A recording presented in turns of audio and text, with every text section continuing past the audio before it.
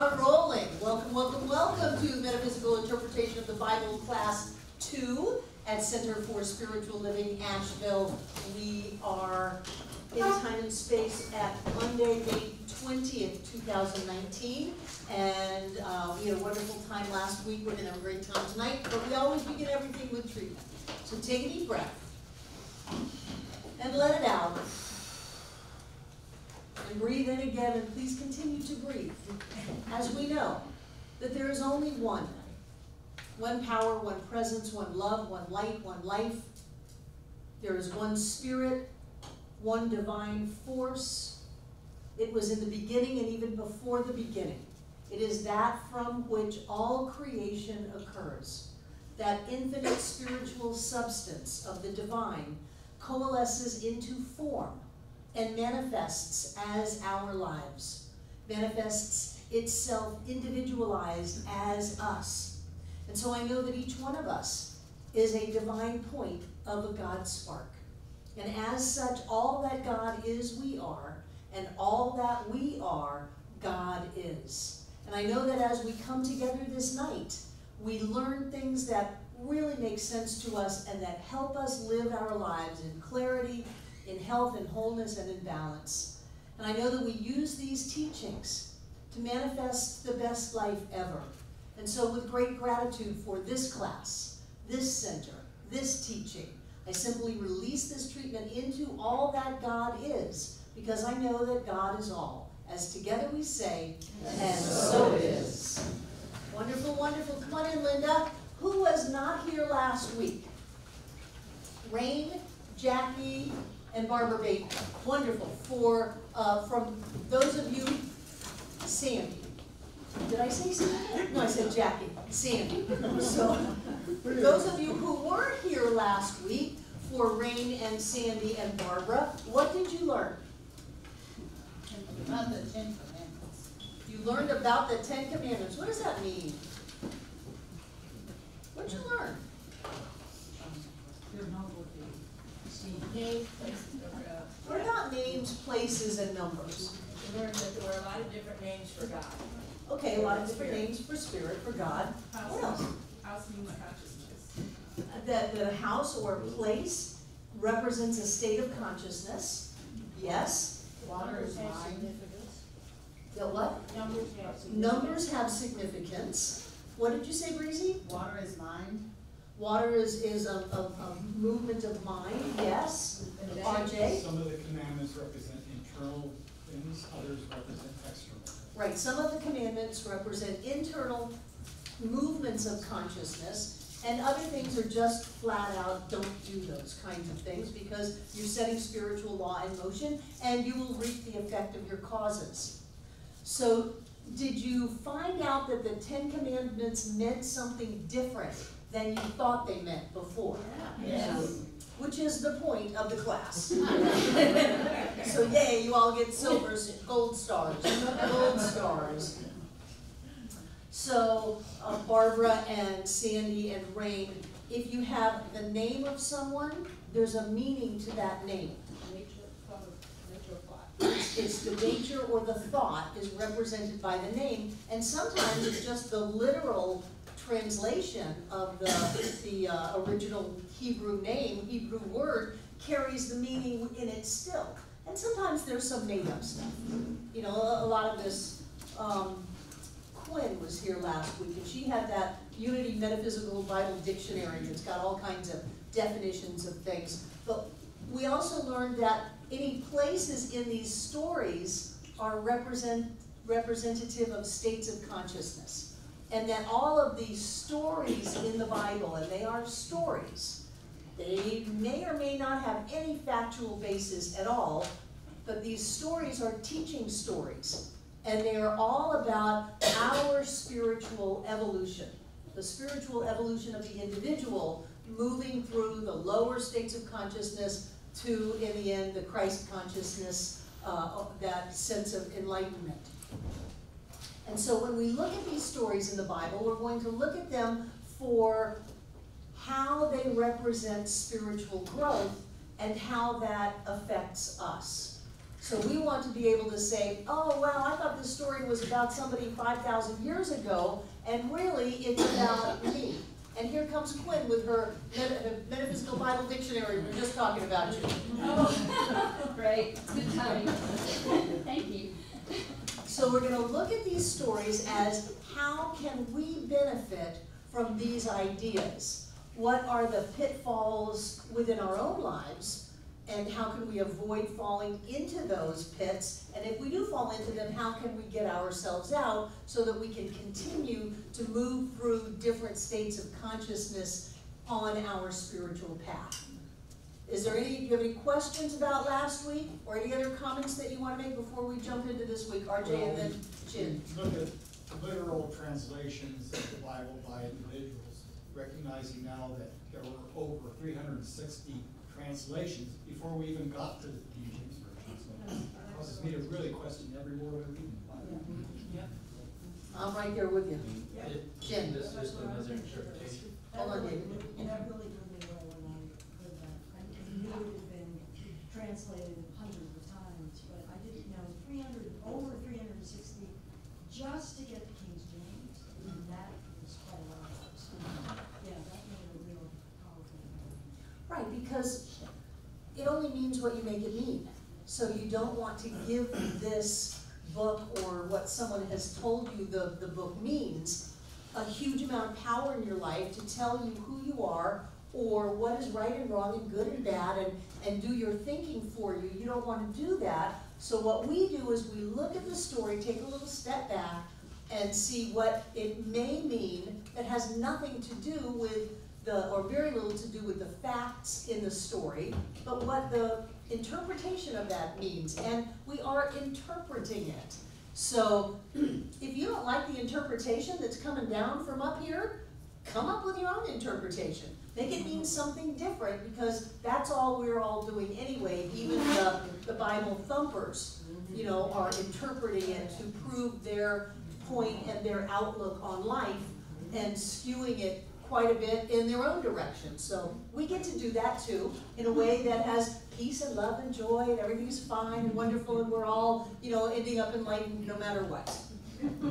I prefer that paradigm. Anything else on last week? Thank you for coming back. I'm grateful. Did you have your hand up? I was just going to say that I really enjoyed it and found it very opening when you did explain the fact that none of it necessarily is fact, right? That it is a story to describe a lesson or a message, right, or a way things work, you know, in the fact of like law of attraction, or you know, what you put out there you get, because we're the creators. And I found that very, very powerful and freeing, and just, I went home feeling so much lighter last Yay, week. So, yay. thank you, thank you. It's a standard indigenous teaching modality. I remember when I was studying with Rocking Bear, he would tell stories all the time to make the point, instead of, this is what you need to do. No, let me tell you a story. And stories tend to get into that right brain part of us anyway, instead of, okay, here's a list of things we need to memorize. Not like that at all. Bill. I just mentioned that there's a book called the Apocrypha, which is basically outtakes from the Bible that didn't make the canon. In other words, they had a decision. They sat down, they said, well, this story we'll keep, and that story out. The Gospel of Thomas, the That you can Gospel actually of buy. Andrew, the Gospel of Mary, those all, they're lovely. And no, they didn't make it, but they put in 3 almost identical ones, as if they needed filler. So tonight we're going to talk about Abraham. And I've given you, I cut the handouts down from 26 pages to 4, and I gave you what I think the key Bible passages and focuses of story are in the Genesis story of Abraham. They're on the table out there if you didn't get it. And I'm going to talk a little story and then read a little Bible, and talk a little story and then read a little Bible, so that we're not just doing a lot of Bible. It's actually get really heavy energy. Those of you that might remember the story of Abraham, Abraham was actually named, go to the names, Abram. And his wife Sarah was actually named Sarai. Abram is about faith, and it's the father of many. Now, when his name turns to Abraham, it's a shift in consciousness, and he's gone to the father of the multitudes. Part of the story is that with your seed, there will be more of your children than sands on the earth, meaning that all of humanity is going to come from that genealogical line, which is not factual. You know, we don't all descend from Abraham, but the concept on that exoteric outer level was that he was going to be the father of the multitudes. Father of many, great, but not huge. Father of the multitudes, bigger consciousness, higher consciousness. Barbara, can I ask a question? You said Abram, faith, the father of many. Abraham, how does that look? Father of the multitudes, Father of many. father of the masses. Hi, Ann, David, Mark, come on in. And then we have Sarai, who is actually, it means contentious, hard to get along with, crabby. And that turns into Sarah, which means princess or of noble birth. So remember, in people, the feminine is always what to the male? No, it's the feeling nature.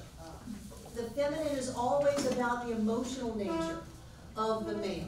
So when Abram was Abram, Sarah couldn't be Sarah, she had to be Sarai. So he actually brought her contentious nature into his experience through his lower state of consciousness. And then when he raised up in consciousness, she could metaphorically raise up in consciousness with him because they're the same person, and her name took on a bigger and greater meaning because his nature had changed. Does that make sense? Yeah. So the women, the wives, and the maid servants, the female ox, you know, all of that stuff in the Bible is all about the emotional or feeling nature, is the feminine. And that changes along with the male. Sophia. What was the Sarai and Sarah difference again? Sarai is contentious and crabby, and Sarah is princess or of noble birth. Did you have your hand up, Barbara? No. Okay. So Abraham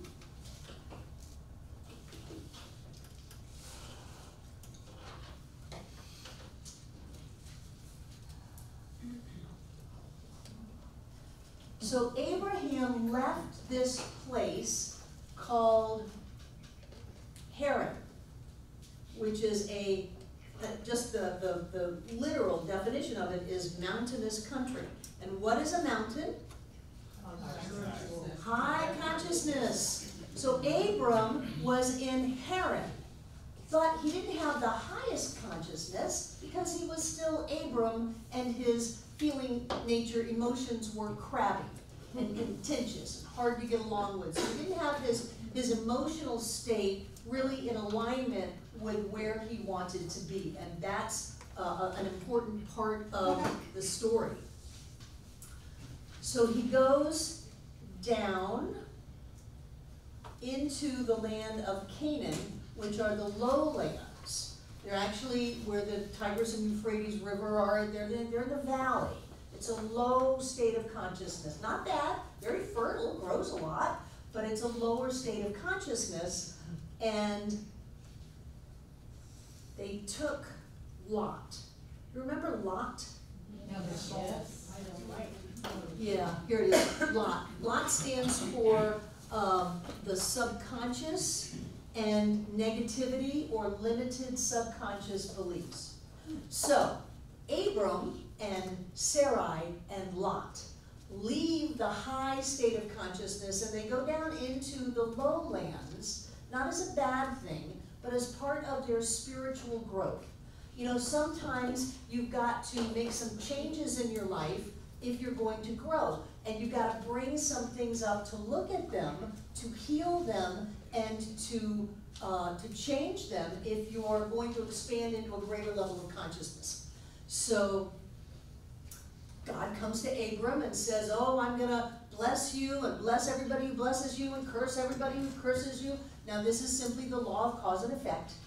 You know, the Lord is law. So here spiritual law says to Abram, anything that you're in alignment with and a blessing is going to grow, and any way that you are being negative and being against anything, you're going to end up getting that curse back through the law of cause and effect. It's not that God's up there going, oh, I'm going to get you and I'm going to bless you. That's not what's happening. We are setting cause in motion and experiencing the effects of that. So Sarah, Abram, and Lot go down, and Abram pitched his tent and built an altar. Has anybody ever had an altar? What does that do? Focus. Helps you focus. It helps you focus your spiritual awareness. So they built an altar and called upon the name of the Lord, whatever that means. What do you think that means? Called on the law. Called on the law. Called on spiritual awareness. Called on that presence of the divine inside of us. And then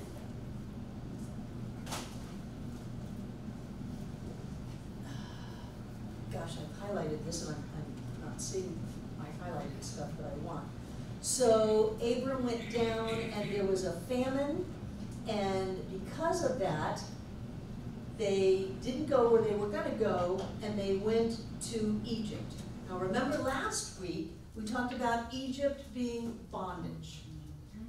So here we go, we've got this pretty high level of consciousness, but the emotions are not in alignment, they're not joy-filled, they're pretty cranky. And there's these subconscious thoughts that have not been healed. They haven't been brought up and brought to the light of day and healed. And so Abram, who's doing a pretty good job on his spiritual path, is dragging along this unhealed emotional state and unhealed negativity in his subjective consciousness. This does not a lot of faith make. And this is a story about the evolution of faith. So they go to this one place that they were going to go to, and there is a famine. What is a famine? Lack. There's lack. And so what does Abram do? Does Abram get really clear and say, there is no lack? I live in an abundant universe where there is more than enough for all? No. He said, oh, I got to get out of here and go to Egypt where I won't die. So rather than continue his spiritual path, he faltered. And he went into bondage, bondage to materiality, bondage to his fear. He went into this idea of bondage because he was afraid of the lack from the famine. And just to show you how not totally healed he was at this point, they're getting ready to go into Egypt, and he looks at his wife, Sarai, and says to her, you are so beautiful. You know, when the Egyptians see your beauty, they're going to kill me so that they can have you. I don't want to die. I have a great idea. Let's tell them we're not married. Let's tell them that you are my sister and I am your brother, instead of being married, and that way they won't kill me. And she said, okay, because the feeling nature often goes along with what the intellect is thinking. And so they got to Egypt, and the Egyptians came and said, wow, what a babe, you know, and we're going to take you to the Pharaoh, which they did. They took her to the Pharaoh because she was so beautiful, and Abram let them because he didn't want to die. Again, he's so in his fear. So he's letting them take his feelings, he's putting his feelings into bondage to fear, because in his mind he's afraid, and so his feelings are going right along with that. And when you let fear take your thoughts and your feelings, you're going down the tubes pretty fast. Well, this didn't sit well with spirit, I call it God. And in the story, God sent curses onto the Pharaoh, until the Pharaoh got that this was not Abram's sister, it was his wife. And so he brings her back and says, why didn't you tell me that this was your wife? And Abram's going, because you would have killed me. And he's saying, you know, I had to put up with all of these curses and plagues and all of these awful things that I had to put up with because you lied to me. Take her and take all of these. They have accumulated wealth in Egypt. Take all of your asses and oxen and gold and all of that and just get out of here. Really, the cranky wife. So again, they had done the dance of getting into fear and putting themselves into bondage, but then they have outgrown it a bit, because now they are leaving Egypt. So they've done their stint in Egypt in bondage, and this isn't the big Moses leaving Egypt. This is Abraham. And so they're leaving Egypt, which tells you what? They're getting out of bondage. Where are they going? Into the south.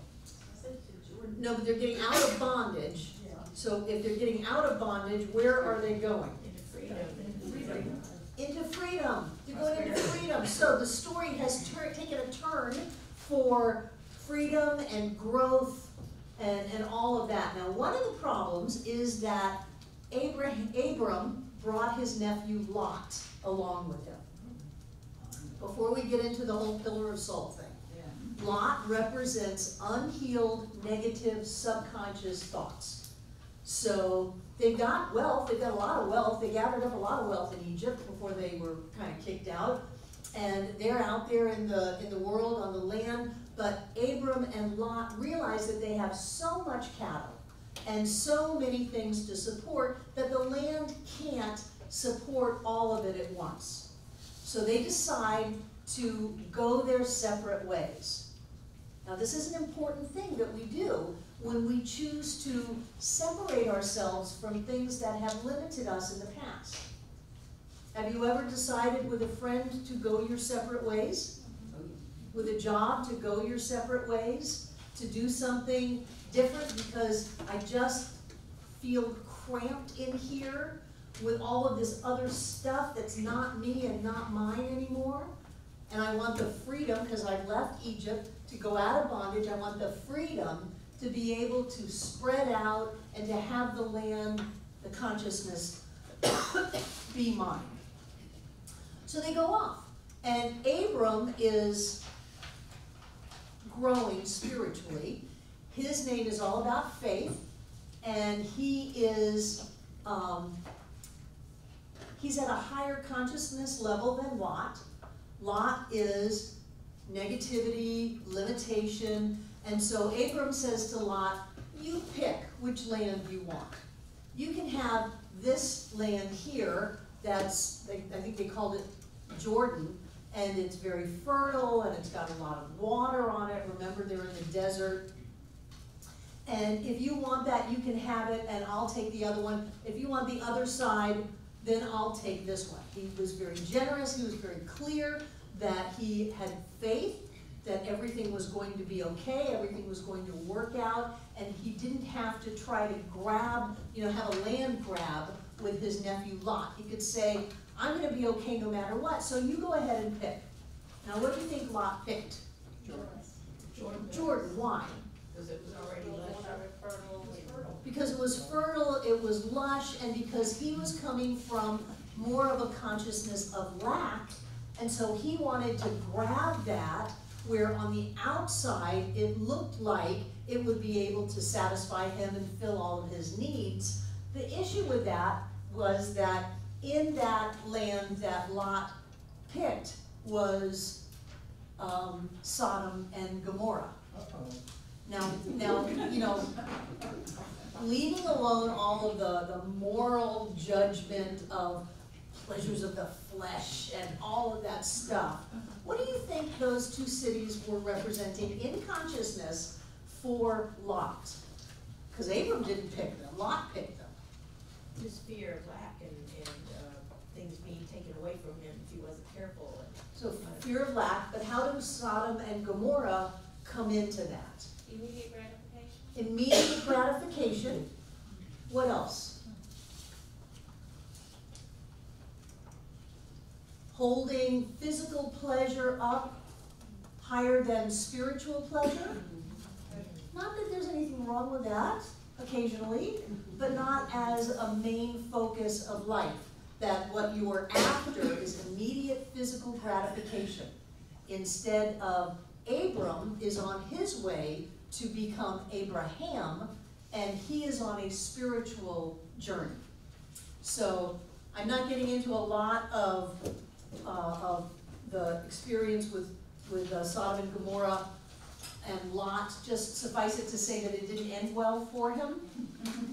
That when you focus on coming from an unhealed place of lack and focus on getting what you think is going to make you feel fulfilled, then you're going to end up either crashing and burning or having a wonderful healing, and Lot's choice was crashing and burning. Any questions on that part? Okay, we're going to leave Lot. Oh, and what happened that actually caused the separation was that the herdsmen of Abraham and the herdsmen of Lot started fighting, probably over good pasture and water. So everybody in the Bible is an idea. What do you think those herdsmen represented? Types of thoughts. Types of, what did you say? I was going to say old nature versus new nature. Well, they're types of thoughts. And the animals represent thoughts of the lower consciousness, not bad, just animals are going to represent a lower consciousness than angels that are going to represent a higher consciousness. And so the thoughts that tend to those got angry and started fighting. And that's when Abram said, you know, just pick whatever you want, wherever you want to go. It's time for us to split up, and wherever you want, you can have it.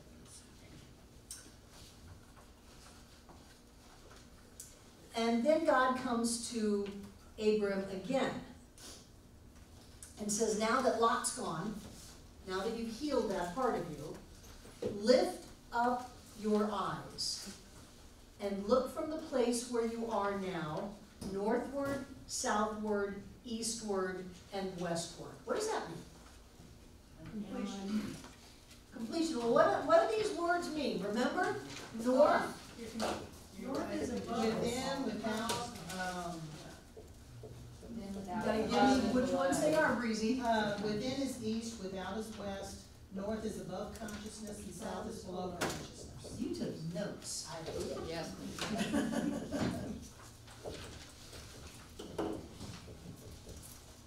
Above consciousness and below consciousness. So what God is saying, what our spiritual journey, what that intuition within us is saying, first of all, lift up your eyes. If you were lifting up your eyes, where were you looking before? Down. You're looking down. He just split up with the unhealed, subjective, limiting thoughts that he had. He just gave away all the good land. You know, he's working on his faith and working on saying, no, everything's going to be all right, but he was looking down. And so whatever is represented by God in these stories says, look up, look around. Look to the north, which is above, look to the south, which is below, look to the east, which is within, look to the west, which is all around you. Look at all of these things. Why do you think it was important for him to look at these things? So that he could see where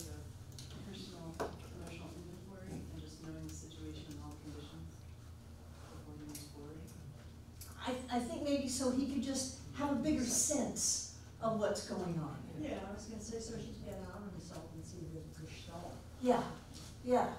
And then God says, for all the land which thou seest, and to see in the Bible means to understand, to comprehend, all of the land that you understand, to thee I will give it, and to thy seed forever. So I'm going to give you everything that you can understand, everything that you can accept, everything that you can embody or embrace in your world. You can have it. Boy, does that sound familiar. Yes. To hear. Yes. If you can embrace it, if you can embody it, if you can accept it, you can have it. And so going from the contentious feeling nature and the subconscious limiting beliefs, which everybody has, but splitting off of that, from that, there was an opportunity to embrace more awareness of who we are, of what this land or consciousness is. And as we embrace that, we get it. And not only to us, but he's saying to thy seed forever. And keep in mind, Abram didn't have any kids. Didn't have a lot of stuff, but he didn't have any kids. I will make thy seed as the dust of the earth, so that if a man can number the dust of the earth, then shall thy seed also be numbered. You're going to have so many offspring.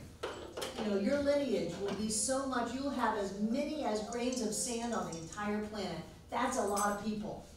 That's a lot of people to say this is coming from someone who doesn't have any children right now. So children are always ideas. So the ideas that come from you are really going to be transformative. They're going to change things because you have a bigger view, a bigger acceptance and embracing of it. So then we've got the whole thing of telling Abraham and Sarah that they're going to have a baby, and Sarah gives Sarai gives Abram who? Hagar.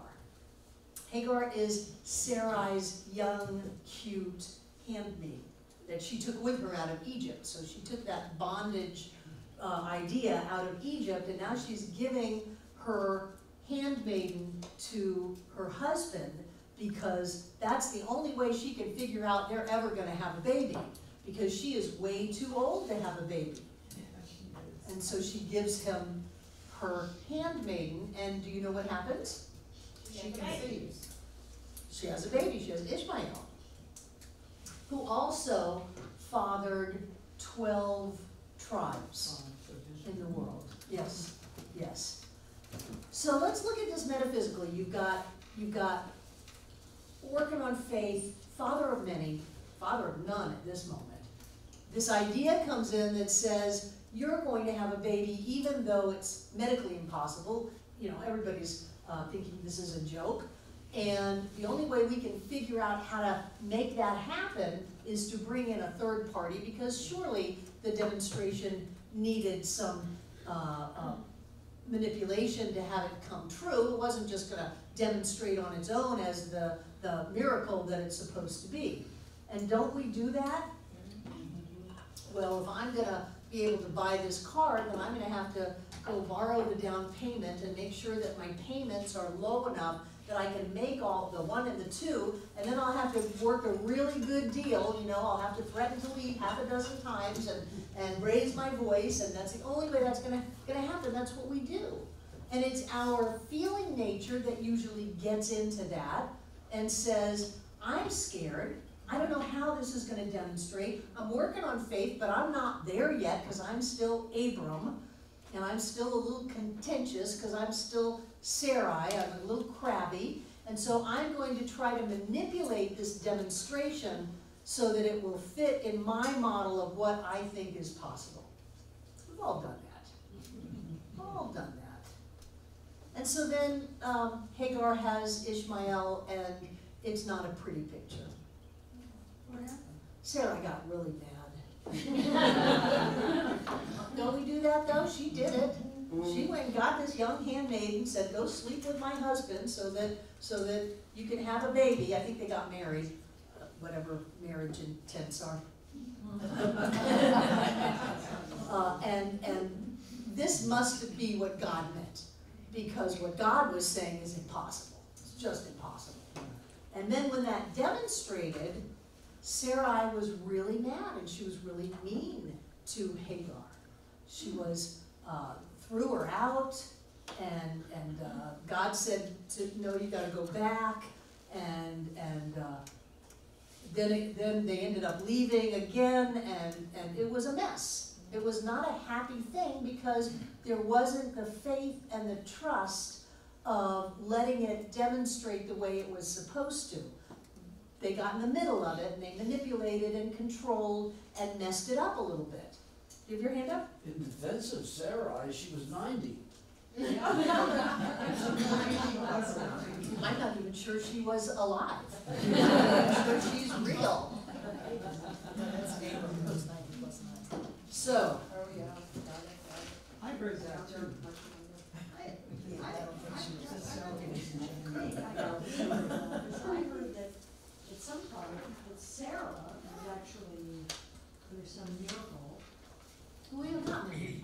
Yeah, no. These are steps. All right. This is a story of actually demonstrating faith. Okay. It's a story about faith. Okay. And Abram is still working on his faith. So he's gotten rid of the limiting subconscious thoughts of Lot. He's separated his ideas from Lot's ideas. He came down from the mountaintop down to the valley, but he's working on raising his consciousness again. He's just going to raise it more in balance with his subconscious and his emotional nature, so that he's more balanced. So God comes to them again and says, you're going to have a baby, and you will be the father of many nations. And this is when he says, you will no longer be called Abram, but you shall be called Abraham, the father of many nations. So the name changes as a result of the consciousness changing. And then later on, he said to Abraham, and as for Sarai thy wife, thou shalt not call her name Sarai, but Sarah, which is princess, nobility. So there's been a real jump in consciousness here. They tried to work it out in such a way that they could understand how it might be. They tried to manipulate the demonstrations and control them and put their own 2 cents worth in. And then they realized that wasn't going to work. And if anything was really going to happen, they were going to have to do what? Have faith. Have faith. They were going to have to let go of their own limiting ideas about what is and is not possible and trust that a miracle could happen. But before that, when God told Abraham that he was going to have a child and that no one was going to really be with Sarah, he fell on his face laughing. Because it's ridiculous. And sometimes don't you just throw your hands up and laugh? Well, whatever, you know, I'm out of options. I tried to control it, it didn't work. If the miracle's gonna come, it's gonna have to come as a true miracle. And when God told Sarah that she was going to have a baby, it was gonna be her baby, her body, she fell down laughing. She said, oh, come on now that I'm an old woman, I'm gonna know pleasure with a man again? And God said yes.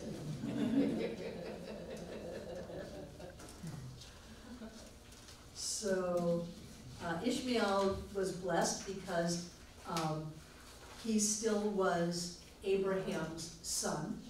And so even though they separated their ways, he went and created the 7 princes and the 12 princes and 12 tribes in the Mideast. And obviously Abraham created the 12 tribes of Israel that had genealogy going down to Jesus. So he says that God says that he's going to establish a covenant with him, and that in a year they will have a child.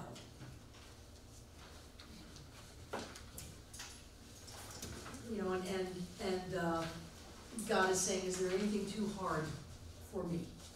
You know, you're laughing at the idea of having a child at 90, Sarah, but really, do you think there's anything that I can't do? Stephen? Isn't that the point that the kind of a separation between Christianity and Muslim? Remember seeing that somewhere? Some would say that through Ishmael, the lineage goes to Muhammad. It is interesting. So Abraham and Sarah had a baby and named him Isaac. And what does Isaac mean? Do you know? Nope. Laughter. Because they both cracked up when they realized they were actually going to have a child. So Isaac is joy. Isaac is the thought that comes from faith and nobility, and it is birthed as joy. And this is important as the lineage keeps going past Isaac. So this is the story, and stop me, ask questions, or have comments if you want. Abraham is developing faith. This is all about faith. Abraham loves Isaac. He wasn't going to have a kid. Now he's 100 years old. By now he's like 110. And he's got this little boy named Isaac. He loves Isaac. And yet God tells him to take Isaac up on the mountain with, stay with me, with the wood and the fire for the sacrifice. Sacrifices were something people did all the time. They took a fatted calf or a lamb or whatever, and they built the fire and they put the animal on it, and that was their gift to spirits. So metaphysically, to interpret that, the animal is symbolic of what? Lower thoughts. So they went up on the mountain and took the lower thought and sacrificed it, elevated it, gave it up for their spiritual connection. So let's not get too caught up in burning flesh and things like that. So Abraham grabs Isaac, and they walk for 3 days till they get to the place of the sacrifices, and Isaac is saying, hey Dad, where's the sacrificial animal? And Abraham says, God will provide. What is that phrase? Yahweh. Yeah, but what is the phrase? It's a favorite phrase of traditional Christians. It's a very cool phrase. It's in here somewhere.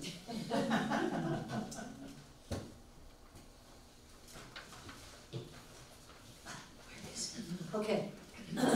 So they're going up to the altar, and God is telling Abraham that he's going to sacrifice Isaac. And this is where you get some of these ideas of tests in the Bible. And I don't like the idea that there's an outside power that's testing us. So let's look at that before we go any farther so that we don't carry that with us into the story. Abraham's spiritual growth is requiring him to what? To have faith. And what's he planning on doing? Sacrificing something. It's requiring him to sacrifice something for his greater good. Something that he holds very precious. And I wonder what kind of things we have sacrificed in our lives. Things that we have held precious. That we needed to let go of for our spiritual growth. Relationships. What else? Fear. Money. What else? Guilt. Yeah. Anybody in 12 steps? What'd you sacrifice? Other than a lot. Because you knew that something was in your way of your spiritual growth. And so even though you held it dear, whether it was your guilt, your fear, your story, your relationship, even though you held it dear, you knew that there was a point where you were going to have to let it go, even though it was like a child to you. Does that make sense?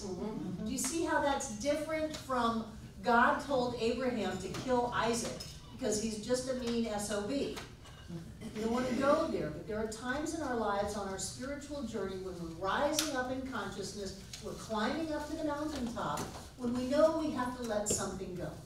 And when we know that our spiritual growth is more important than our love for that thing. And so, Bill. I just wanted to say that they were required to sacrifice the firstborn, the first fruit, the first animal born of whatever creature they had, and so forth. And I was always taught that the point of this was to stop human sacrifice, which was not uncommon at the time. Doing Baal was very much extant and required human sacrifice. Most of the primitive gods did. So that's on the outside. That's the exoteric explanation of it. And again, we want to go to the inside and really look honestly at ourselves about what have we sacrificed and what might we still need to let go of in our lives to be able to continue on our journey of faith. Ophia. Actually, based on what you just said, there was a thing I brought up in a class before about someone had said, my mom once told me the first thought that comes up is what society and everyone taught you to think. The next thought you have is yours, is what you choose. So it almost kind of lines up. So give up your thoughts that other people have fed you. Whatever it is. So this is the story of faith. This is not a guy. It's not a real kid. You know, this is a story of the evolution of consciousness within each one of us of moving into greater levels of faith. B.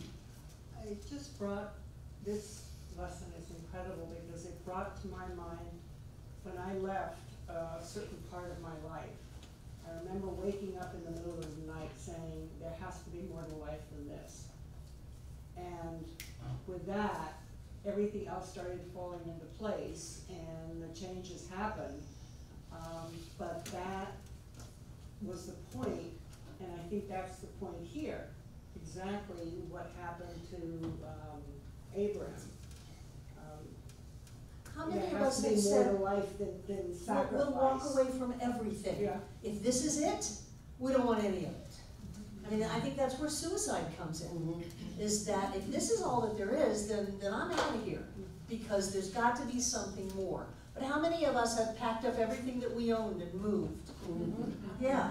How many of us have left family and friends and gone into the unknown to be able to have just a chance, just a shot at a better life? Judy. The phrase I'm thinking of is let go of God and turning it over. Right, as long as you're not turning it over to an outside God, you're turning it over to that part of you that was, yeah. yeah. Good. So, Jane.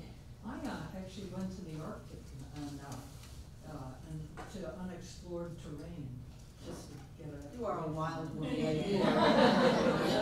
People don't know that about you. So, Abraham is climbing up the mountain. He builds the fire.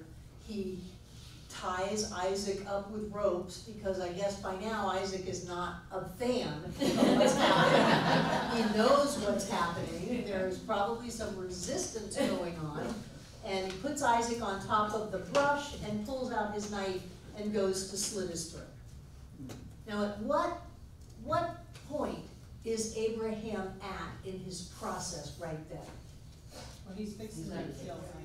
Right, but what place is he at in his journey? Oh, he's ready to let go. He's letting go. Yeah. He's ready to let go of everything that he holds precious in life. He's willing to let go of. Have you ever been willing to let go of something and found out you didn't have to? Yeah. So that's what happens in this story. All of a sudden, God is saying, no, wait. brush, there's an animal, perfect for sacrifice. I put it there for you so that you can take Isaac off the pyre and use the animal instead, but it was a process of being willing to let everything go for a shot at a higher state of consciousness.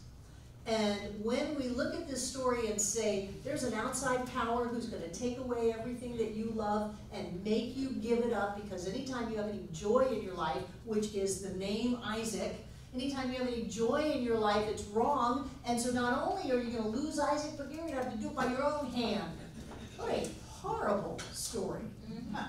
But if you look at it there are times in our lives when our desire to be more connected, to have more trust and faith, to have a greater awareness and understanding of our consciousness, we're willing to let it all go so that we can, no guarantees here, so that we can have a chance at that greater level of awareness. And then, in the story, Isaac got down, they slaughtered the sacrificial animal, and they went back down home as if nothing had happened, although I think the kid might have needed therapy. And that was basically exactly what I was gonna say, the idea of Isaac being the joy, especially with something like sobriety or something, like getting ready to kill your own joy, and then once you actually let it go, you realize that wasn't even joy, that wasn't even the sacrifice, the joy was still there. Right. Yeah. Right, so you didn't really sacrifice it. You really did get more. And isn't there that part of us that knows that there's more, there's higher levels of consciousness, there's more connection, there's more love, there's more faith. And if we can let go of what our lower tendencies are to hold on to the things that we think are going to make us feel better, if we can let go of some of those, then we can at least have a shot at this greater level of beingness that we all sense. I think it's what has driven many of us, that there's gotta be something better. It's actually our willingness, Mhm. our willingness to let go. Yes, right, because there are plenty of people that want to hold on and have the growth at the same time, and it doesn't work that way. We see it with the obedience that he decided to obey, he was choosing what or who to obey, and he just made a choice and did it. Did what? What he thought he was being commanded to do. Mm-hmm. So, And he is his own commander, but there are some times inside of you where it says, oh, come on, get up 20 minutes early and meditate. Oh, come on, go for a walk. Oh, come on and write that letter. Let that experience go. Stop telling your same story over and over and over again. There's that part of us commanding us to expand in consciousness into greater levels, greater heights, greater visions and vistas of land, which is consciousness, to have the type of life that we believe we can have. And do we obey that? You want to bring obey in? That's how I'm wrapping my head around that word. But do we obey that inside of ourselves? That either gentle nudging or that really strong command? Yes, you will go to the gym. No, I won't. Yes, you will. Who are you going to obey? And what part of us are we letting have control of our thoughts, our ideas, our children, which are what children are, thoughts and ideas, so that we can have that kind of life. Any other questions or comments? David Mark. Is it possible that maybe in a more mundane sense, this is the basis upon which tithing, the principle of tithing is based? Well, tithing comes in on the next story about Isaac's son Jacob. They actually address that topic, but sure, the Hebrew culture had them giving money, buying animals and sacrificing them and doing all of that as a way of giving into their religious culture. So, is that a first step, sacrificing animals? Sure.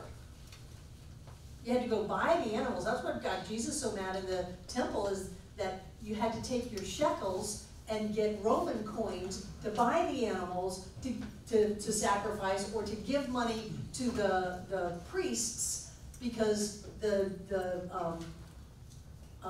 Hebrew currency was not good enough. It wasn't Israel yet, so I had trouble with calling them Israelites. The Hebrew currency wasn't good enough because it wasn't Roman. But that culture of tithing is very strong. I mean, it says here, I mean, it's particularly this part that it will be returned multiplying. Mm-hmm. I'm a big fan of tithing. Jen.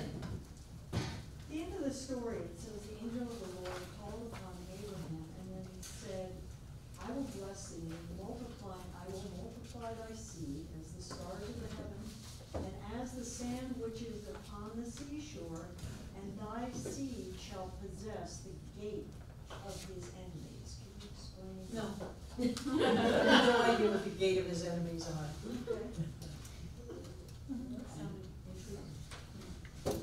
Do you think, Ophia, and then David. do you think maybe it could be like your further thoughts, your further growth will have the gate of keeping those thoughts away?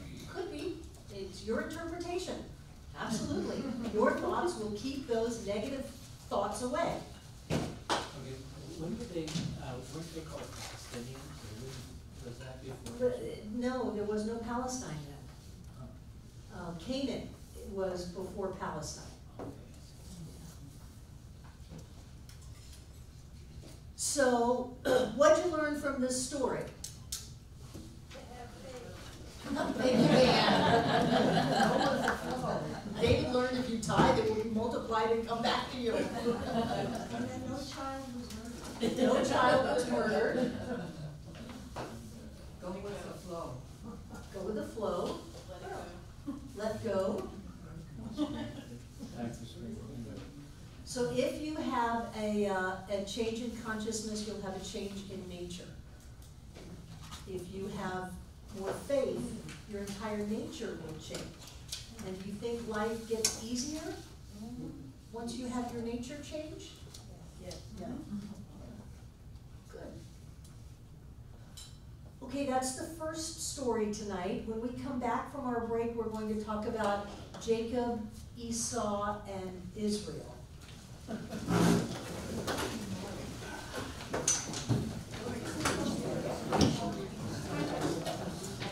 Yes, Jehovah Jireh. Let's come back. Give them my names. So, moving along in the genealogy of Genesis, from Abraham and Sarah, who had Isaac, to Isaac and Rebekah, who then had Esau and Jacob. Isaac and Rebekah were very much like Abraham and Sarah. They were older in life and they had not yet conceived. Did we lose David Mark? Oh, here you are. They had not conceived, and so they did a prayer and they asked God to bless them with a child, and God came and gave that same spiel that he did to Abraham about how your seed will be like the grains of dirt on the planet, and the grains of sand on the beaches, and the stars in the sky, and all of that. And they're going, well, how can that be? We don't have a child yet. So they had a prayer, asked, and received the blessing of pregnancy. And this was two children in the womb at once who were twins. Isaac, remember, his name is Joy. Rebekah's name means beauty. So beauty and joy are going to have a thought offspring of Esau, which means red and hairy. Okay. And he did, no, Harry is in, he had. Oh, there's physical hair. Oh, did I spell it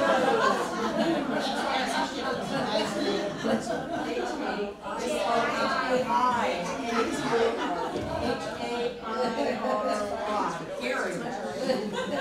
I'm still waiting for my spell check whiteboard. And Jacob, and the name Jacob means the supplanter. I remember when my grandson, they were talking about naming him Jacob, I said, don't name him Jacob. Jacob means the supplanter. So that didn't happen. To take away. Yeah. So the end of the story is that Jacob is going to take something away from Esau. Well, supplant means to literally plant under something, so couldn't that be, I don't, maybe not this, but couldn't that be seen as, what are you supplanting? You can see it any way you want. Yeah, that's not the way the story comes out. So all during Rebecca's pregnancy, these two little beings are fighting. They fight through the whole gestation period. And that's because they are opposite thoughts. Esau is of the earth. He's a good hunter. He's a good runner. He's very physical minded. Jacob is of the intellect. Esau is physical. Jacob is mental. Again, this is an evolution of consciousness. Every story in the Bible is an evolution of consciousness. It's about our own spiritual growth. So, the kids are born in that tradition. The firstborn child is heir to everything. So Esau comes out first. He's firstborn, but Jacob actually had his hand on Esau's foot and came out with him. They didn't get along. Why didn't they get along?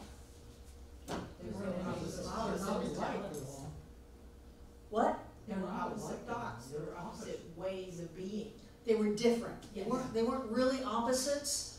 They're different. They're different ways of being. What are their differences in their ways of being?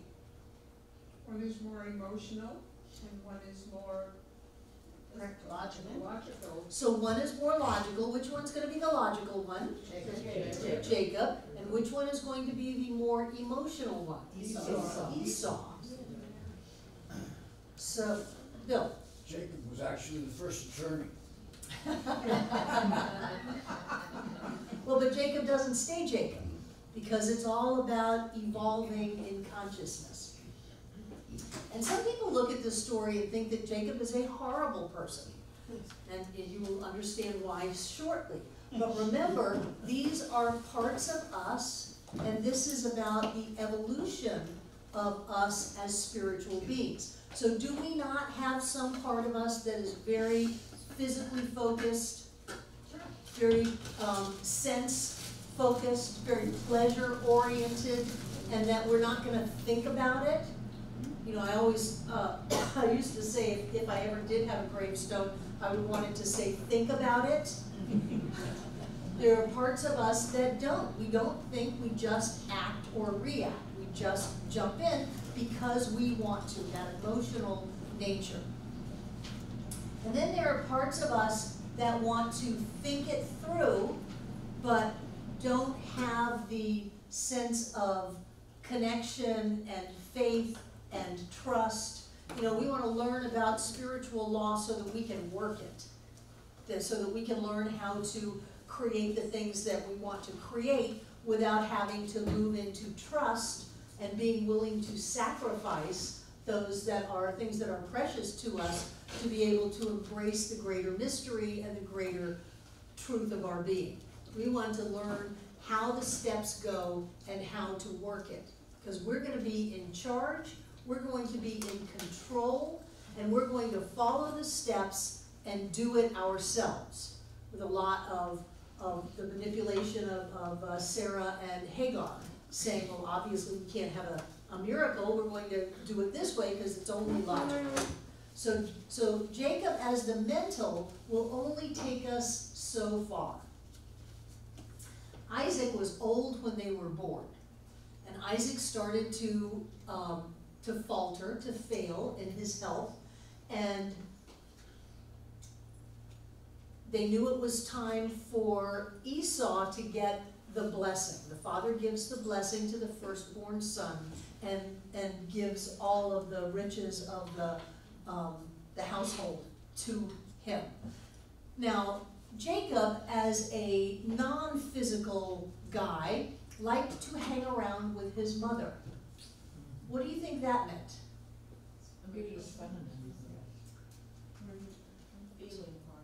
The emotional part, the feeling part. He didn't want to go out into the world. He didn't want to get dirty. He didn't want to take risks. He was going to think it through. One of the cool things about hanging out with the women was that he learned how to cook. And so his brother Esau comes in one day, comes into the tent and says, I need food, I need food, I need food. There was no food for him. And he says, I'm going to die. Now, isn't this how we get when we're all caught up in the physical level of things? I'm going to die if I don't get something to eat here. And so Jacob had some lentils, nothing fancy, lentils on the stove. And he said, well, I will give you a bowl of lentils if you give me your birthright. It's an expensive bowl of lentils. But when we're thinking at that level, do we stop to question whether or not this is a good idea? Not when we're hungry, not when we're hungry for love, not when we're hungry for power, not when we're hungry for something that we think we will die without. And he said, sure, you can have it. I'm going to die if I don't get some food here anyway. And so the deal was made. A very crafty, mental idea, out-crafting a very base, animalistic desire idea.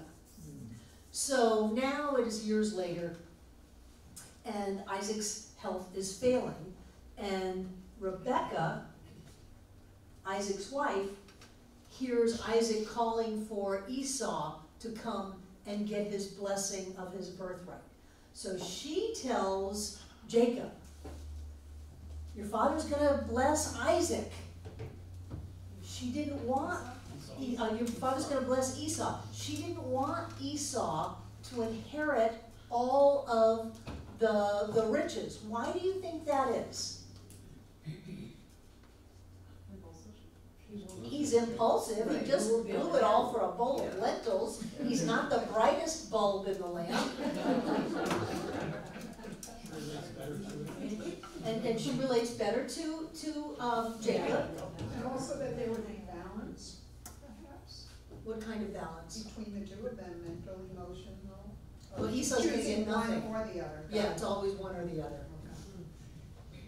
So she conspired with Jacob. She put goat furs on him to make him hairy, and Isaac's eyesight was already failing. And so Jacob went in and said, I am here, Father, I'm here for my blessing. And Isaac didn't really believe him. It took a while for Jacob to convince Isaac that he was really Esau. Because he didn't sound like it, he didn't smell like it, he didn't feel like it. And finally he said, okay, and he gave Jacob the birthright. And when Esau came home, what do you think happened? All hell broke loose. He was really mad. Because he's impulsive, because he's at that lower animal state, physical state, not animal state, but lower physical, more primal state. So he was really mad, and they needed to get Jacob out of town. So Jacob goes, where did he go?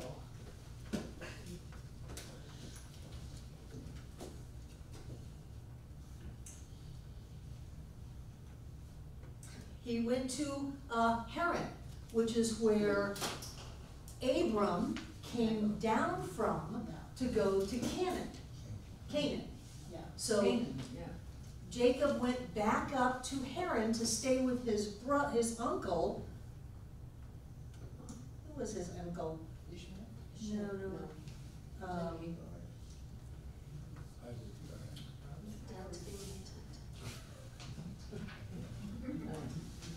Yeah, I don't, where is that name?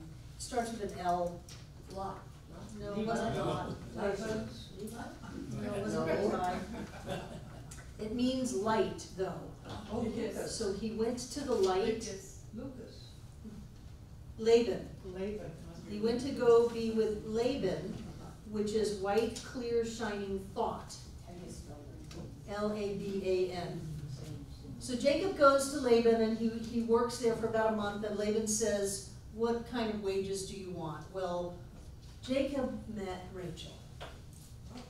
Jacob met Rachel at the well. What is a well? Water. Consciousness. And she was tending to her father, what was his name? Laban, his sheep. So she was the shepherd of the family. And Jacob met Rachel and fell instantly in love. So Rachel was Laban's second daughter. And he says, I'll do anything you want if you let me marry Rachel. And Laban said, well, you can work for 7 years and then you can marry Rachel. And so he worked for 7 years. Does anybody know this story? It's good. 7 is good. What is 7?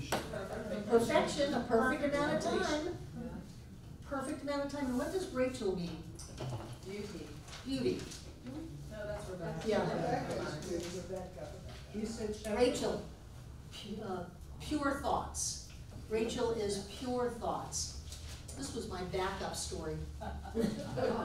So 7 years comes around and they have a wedding, and the next morning Jacob notices that that wasn't Rachel, that was Rachel's sister Leah.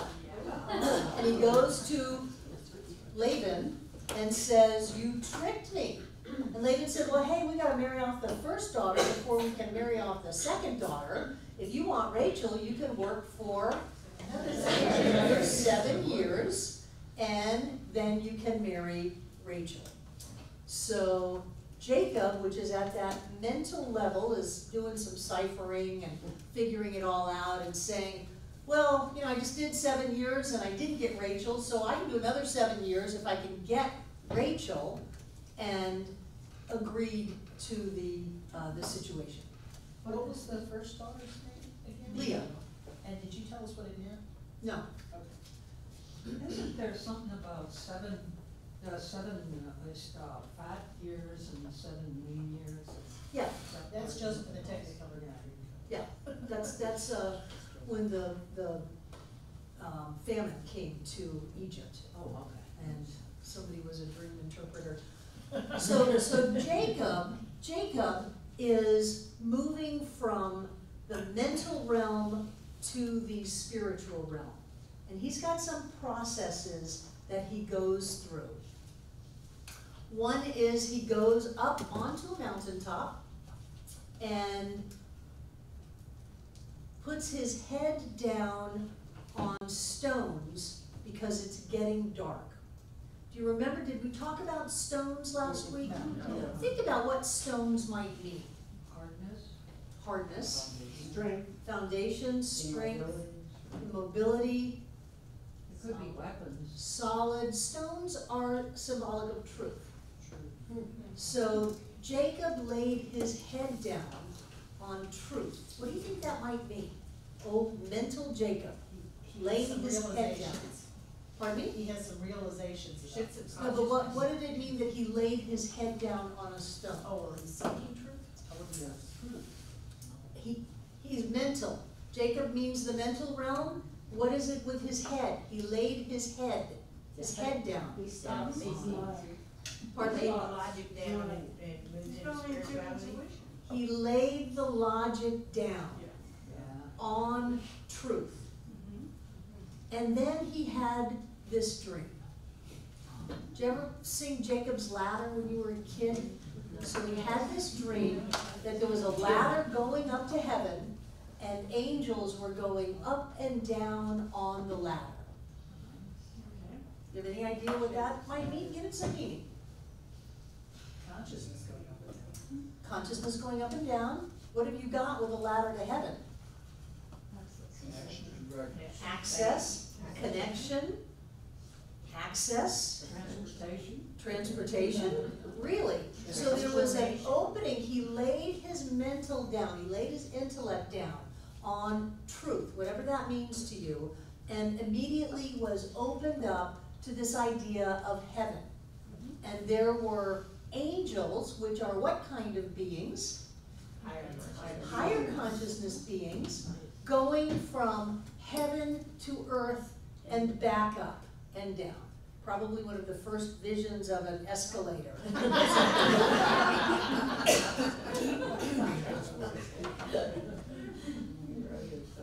And when he woke up, he poured oil on the stone and made a promise to tithe. Made a promise to tithe to God.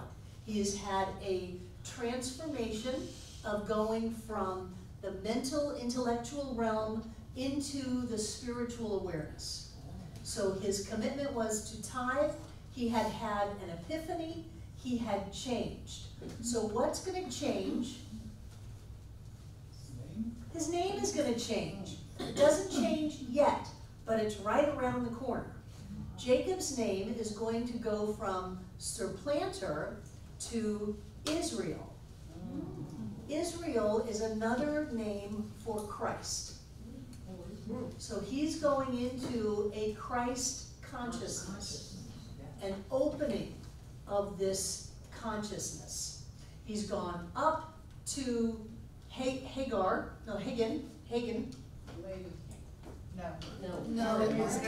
He's gone up to Haran. He's connected with the bright light. He's connected with the daughter of the bright light. He's fallen in love. He's given 2 rounds of a perfect number of completion so that he can have those feminine aspects in his life. And he is having a transformation of consciousness from the mental to the spiritually awakened. So really, because everybody in the story is us, we are going from this, which is primal, to logical and mental, and then we're going to spiritual. We're going to the spiritual. We have to be careful not to sell our birthright for a packet of lentils. We have to be careful not to sell ourselves down the river for approval or something that we think is going to make us happy, even when we are,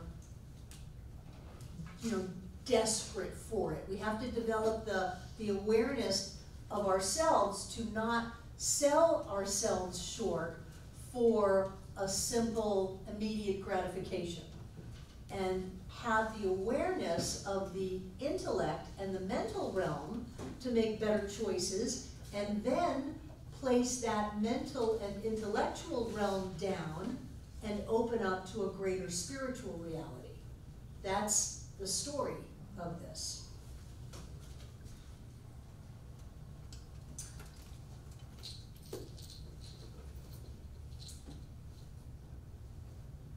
So Esau consciousness only wants to get, and Jacob consciousness is generous. Tithing is an act of faith that comes with spiritual growth, because you're not dealing in lack, you're not trying to get and grab and fix everything right now. You're willing to put your money out there as a spiritual commitment to your transformation and your growth. Is this the first time the word tithe has been used in the Bible? Or Well, it's in Malachi, and we're in Genesis, so, yeah. You know, the one I know is Malachi, but this is in Genesis, talking about tithing.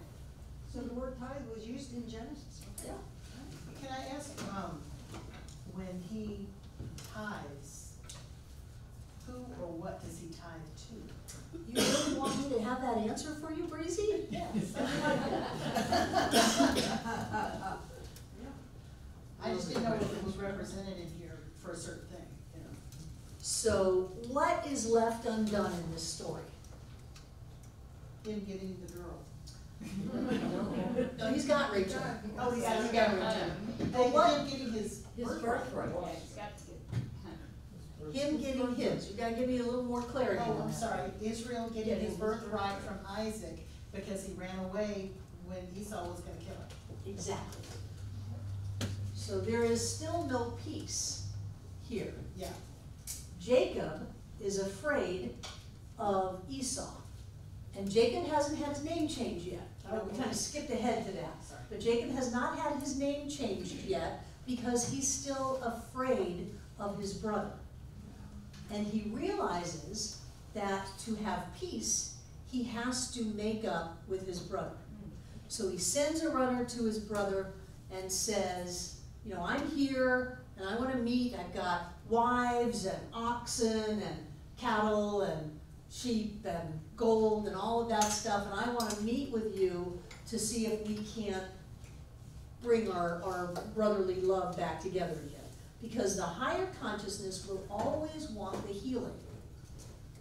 You know, you don't hold on to grudges, you don't hold on to upset. As you evolve in consciousness, you're much more willing to let people off the hook, and you're much more willing to make amends where amends are deserved to be made. But then, Jacob gets afraid. He goes down in consciousness, and he says, well, maybe, just in case my brother's gonna kill us all, maybe I should separate all of my belongings into two different camps. And then if he slaughters one, I still have the other. This didn't do well for Jacob because he went into fear. And when he went into fear, things don't go well. So, this is the wrestling with the angel part, and that's where his name changes. Jacob goes back up to where he built the little altar and poured the oil on it, puts his head down on the stone of truth, and goes back into a dream. And in this dream, he is fighting with an angel. He's still in the mental realm, so it's still a struggle. When you move into the spiritual realm, things get easier. But he's still trying to separate his belongings because he doesn't want his brother to take half of it or kill half of it. And so things are a struggle because he's gone back into fear. Haven't you noticed when that happens? Things are going great, everything is wonderful, and then all of a sudden fear shows up, or we bring fear in and we buy into it and we get hooked into it, and then everything becomes very hard. So Jacob made a choice that he was going to have a breakthrough in this cycle. And in that was the wrestling with the angel. And they are wrestling all night long. They are fighting. And the sun starts to come up, and the angel says, let me go, the sun is coming up. And Jacob said, I will not let you go until you bless me. Now think about that though. You're doing really well on your spiritual path, and then you get afraid, you move into the intellect, you're going down in consciousness, you're trying to figure it out, seeing how you can work it out, because you really don't have any faith that things are going to work out on their own, so you got to figure out how to do it, and then things get really hard, and then you just decide you're not going to do that anymore. Have you been there?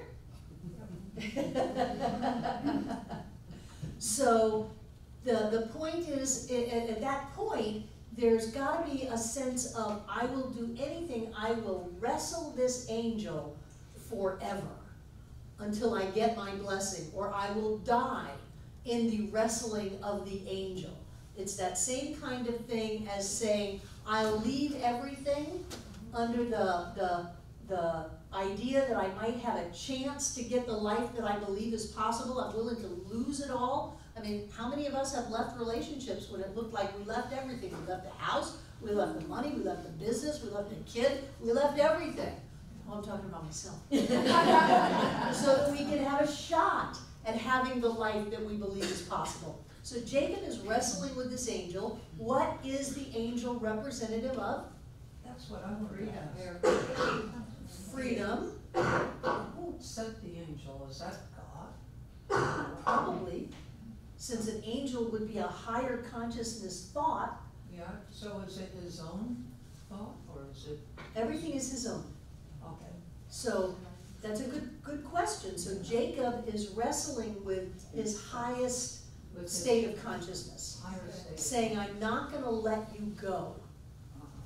Now, he's not turned into Israel yet, but he's not going to let that consciousness go. He's not going to let it go for fear. He's not going to let it go for struggle. He's not going to let it go because the sun's coming up and the timing's not working out anymore. He's not going to let it go. He will not stop.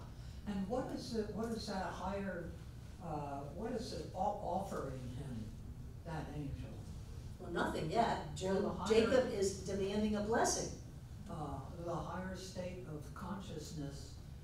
Jacob is demanding a blessing.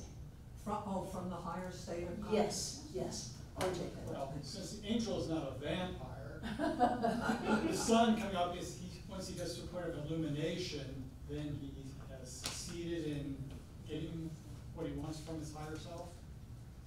Since the angel is not a vampire, once he gets to the state of illumination, I'm just not Okay, understanding your words. The sun coming up, he reaches a point of illumination, but the sun's representing illumination. That's the point at which he succeeds over his. Well, sure, because the angel said, let's quit, and Jacob said, no way, Jose, I'm not gonna quit. I'm not gonna stop. So that's the illumination of the sun coming up into his consciousness. That was a good interpretation, RJ.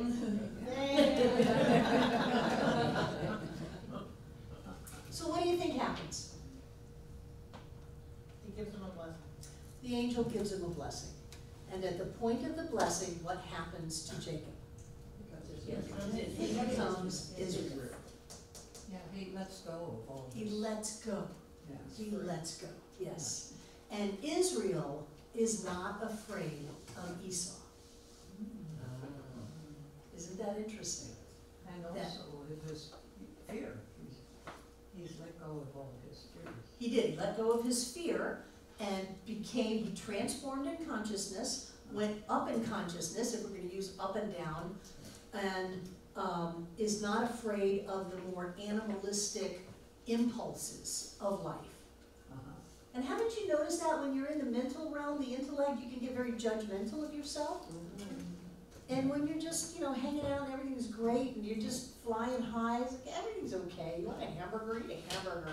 My gosh, everything is just fine because everything is God, everything is spirit, everything is perfect, everything is wonderful. So you let go of all that judgment and you're not afraid of yourself, of all the aspects of yourself.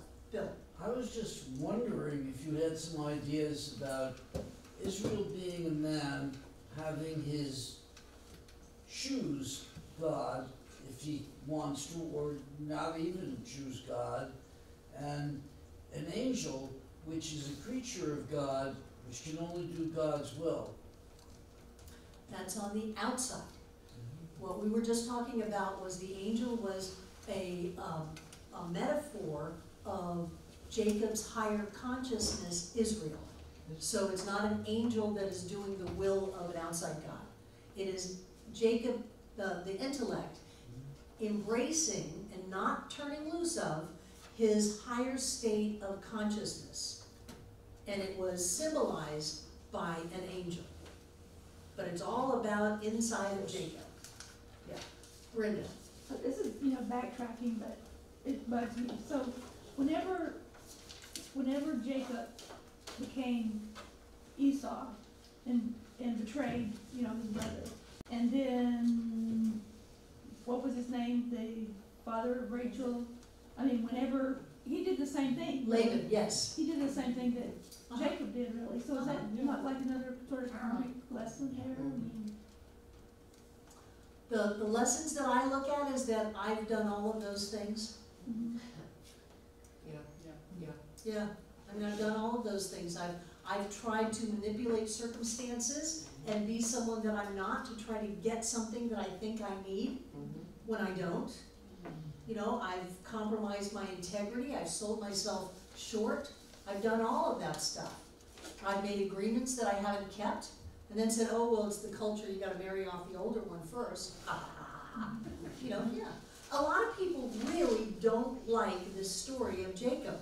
They think he's a thief, they think he's awful, and they don't understand why God blesses him when he's done such horrible things. Instead of looking at it as this is the evolution of consciousness in each one of us, to go from the more primal view of life into the intellectual view of life, where you think you've got it all handled and figured out, to the point where finally you say, I'm gonna let it go, and I'm not gonna stop until I get that experience of the higher state of consciousness, that awakened state of the Christ or of Israel. It's happening inside of all of us, and it's probably happening numbers of times a day. And it's a good thing to be aware of. Now, after Jacob became Israel, he now had Leah, and he had Rachel, and he had two handmaidens. And out of that came the 12 tribes of Israel. Oh yeah, they were, you know, they were intense. It was a free-for-all. So he then, once he had that awakening, was able to carry through the blessing of Abraham to have the 12 tribes of Israel come through him. And the lineage is evidently of the father's side. Doesn't matter who the mother is particularly. Yeah. Ophia. And Christ would have had to come through that struggle. Like, he wouldn't have gotten that without the story. Christ would have had to come through that struggle. He wouldn't have gotten it without the story. The genealogy wouldn't have happened had he not gone through all of this. Had Jacob not, gone through all of this, we would not have ended.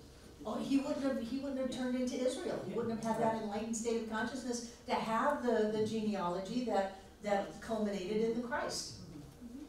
So they say. In Israel, at that time, if a person was born of a woman who was Jewish, he was a Jew by definition. Forget who his father was, because you never knew for sure. Again, the tense. Well, you never knew for sure is she was one of this woman, so it was always passed through the male line. And the nation of Israel didn't exist yet. They picked that name because it means enlightened, the Christ. So they're not Israelites, they're Hebrews. So those are my two stories for tonight. My purpose in this is to give you stories that you've either heard a little bit about or you know very well, and demystify them and turn them into teaching experiences inside of us. And to also take the stigma out that there are outside powers. This is all us. This is our growth. This is what we do, each and every one of us on the planet are going through this. And I believe that each and every one of us is going to end up as Israel, as the Christ. We may have to struggle a little bit, deal with some fear and fight it through, but we're all going to end up there because that is our spiritual path. That's where we're going. And if you can look at someone and go, wow, they just robbed that store for a pack of cigarettes, you know, and whacked that person in the head. Oh, that's Esau. Yeah, he gave away his birthright for lentils. I can see how that happened. And eventually that consciousness will move into Jacob and it will move into Israel. Our job is to not look at other people pointing fingers. but to look at ourselves with some compassion.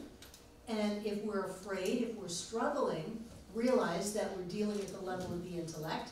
If we're giving away everything of value in our lives for next to nothing, we're dealing at the level of the physical, of Esau, and our job is to rise in consciousness into that enlightened state. And then when Esau came and met Jacob on the field, because Jacob was Israel, they embraced, they forgave each other, and there was great love.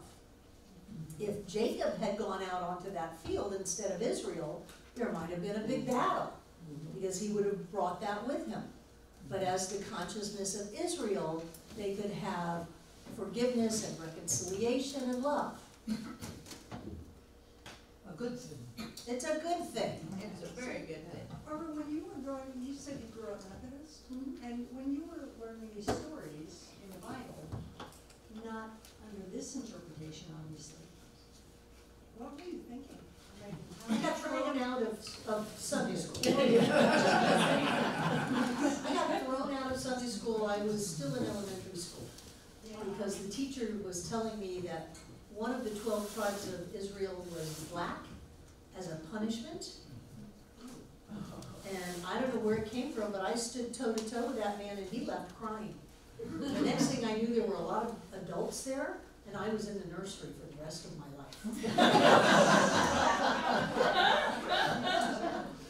Good fun. They've done some research on what they call the Cohen line, and they have found a difference. The Cohens are what are the remnants of the priests of Israel, which are not rabbis. Rabbis are teachers, and in that sense, you're a rabbi teaching. But the Cohens were priests that were from the temple, and they were dispersed as a result of the Roman invasion about 70 AD, and scattered all over to every outpost, including areas in Africa, because we now have very distinct genetic proof that there is a black tribe of Israel, and that Israel went in to retrieve them from Entebbe. And in fact, that was the point of Entebbe, which was an airport in Uganda. You know what else they have found out through all of this DNA testing? Is that the Cherokee Nation are not Native American, they are Jewish. Really? Wow. Well, the lost tribe, we don't know. Cherokees are genetically Jewish, not Native American. Isn't that amazing? Yeah. Makes sense. Any other questions or comments on tonight's class? I had fun.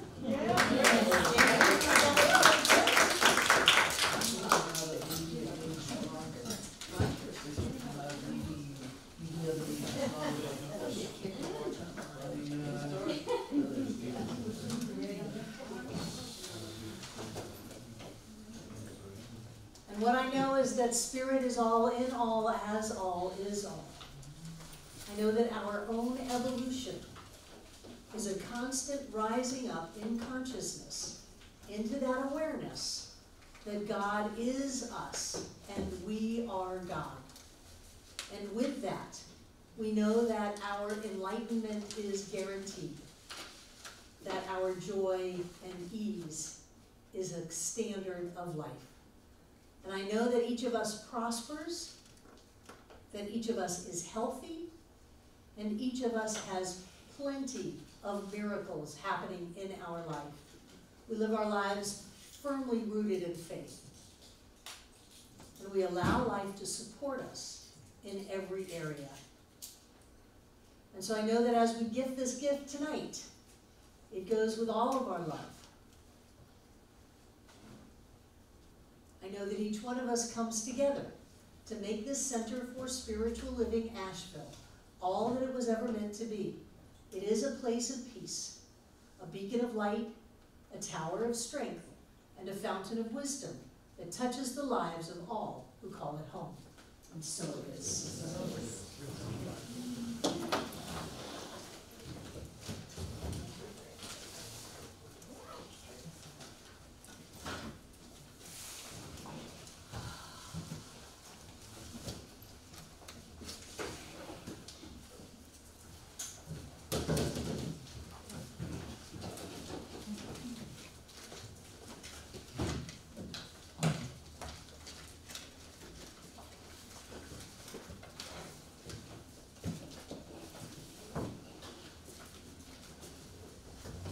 everything in these baskets is blessed, because when we give, we go with our gift.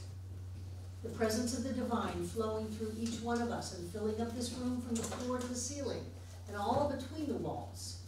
This air is rich and blessed with God as us. And I know that as the stories in the Bible, where when we are in alignment with principle, we always prosper in the end. I know that that is the truth for each and every one of us. And so as we give this gift out, it comes back to us multiplied over and over and over again. And I know that we are blessed. I know that all is well. And so it is. And so it is. I love you guys. Have a wonderful week. I'm speaking Sunday. I'm going to be tomorrow.